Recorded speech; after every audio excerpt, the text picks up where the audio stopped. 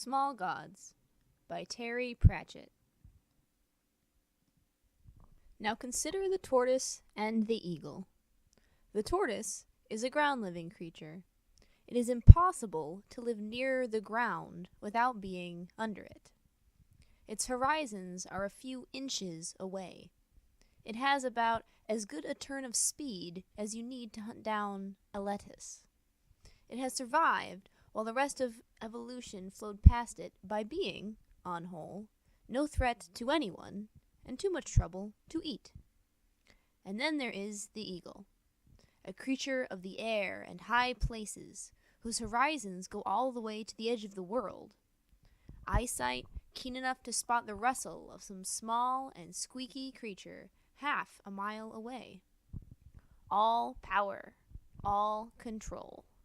Lightning death on wings.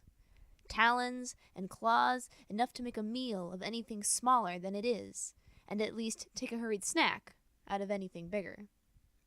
And yet the eagle will sit for hours on the crag and survey the kingdoms of the world until it spots a distant movement, and then it will focus on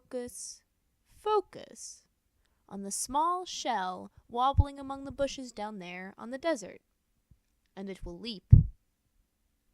And a minute later, the tortoise finds the world dropping away from it, and it sees the world for the first time, no longer 1 inch from the ground, but 500 feet above it.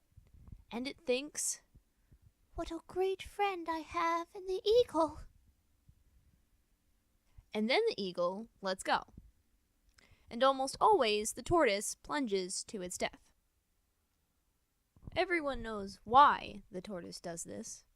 Gravity is a habit that is hard to shake off.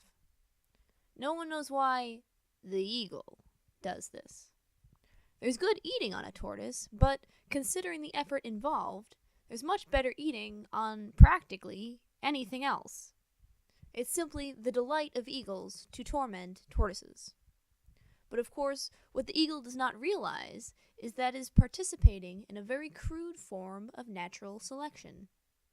One day, a tortoise will learn how to fly. The story takes place in desert lands, in shades of umber and orange.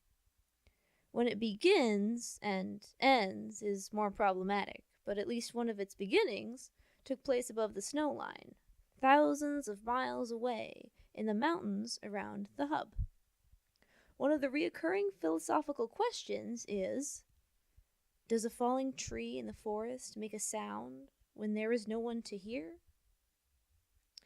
Which says something about the nature of philosophers, because there is always someone in a forest. It may only be a badger wondering what that cracking noise was, or a squirrel a bit puzzled by all the scenery going upwards, but someone. At the very least, if it was deep enough in the forest, millions of small gods would have heard it. Things just happen, one after another. They don't care who knows. But history, history is different. History has to be observed. Otherwise, it's not history. It's just, things happening, one after another. And, of course, it has to be controlled. Otherwise, it might turn into anything. Because history, contrary to popular theories, is kings and dates and battles. And these things have to happen at the right time. This is difficult. In a chaotic universe, there are too many things to go wrong. It's too easy for a general's horse to lose a shoe at the wrong time, or for someone to mishear an order, or for the carrier of a vital message to be waylaid by some men with sticks and a cash flow problem. Then there are wild stories, parasitic growths on the tree of history, trying to bend it their way. So history has its caretakers. They live, in the nature of things, they live wherever they are sent, but their spiritual home is in a hidden valley in the high ram tops of the Discworld, where the books of history are kept. These aren't books in which the events of past are pinned like so many butterflies to a cork. These are the books from which history is derived. There are more than 20,000 of them.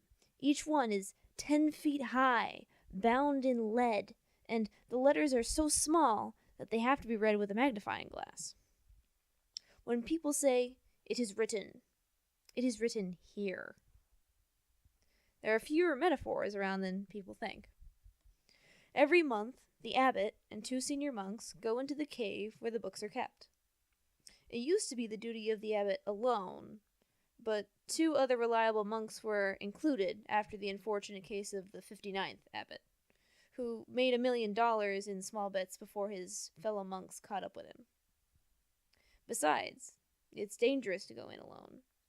The sheer concentratedness of history, sleeting past soundlessly out into the world, can be overwhelming. Time is a drug. Too much of it kills you. The 493rd abbot folded his wrinkled hands and addressed Lutze, one of his most senior monks. The clear air and untroubled life of the secret valley was such that all the monks were senior.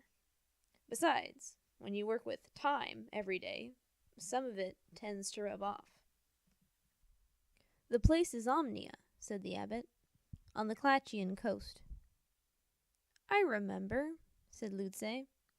Young fellow called Osiri, wasn't there? Things must be carefully observed, said the abbot. There are pressures, free will, predestination, the power of symbols, turning point. You know all about this. Haven't been to Omnia for, must be 700 years, said Lutze. Dry place. Shouldn't think there's a ton of good soil in the whole country either. Off you go then, said the abbot. I shall take my mountains, said Lutze. The climate will be good for them. And he also took his broom and his sleeping mat. The history monks don't go in for possessions. They find most things wear out in a century or 2. It took him 4 years to get to Omnia. He had to watch a couple of battles and an assassination on the way. Otherwise, they would have just been random events.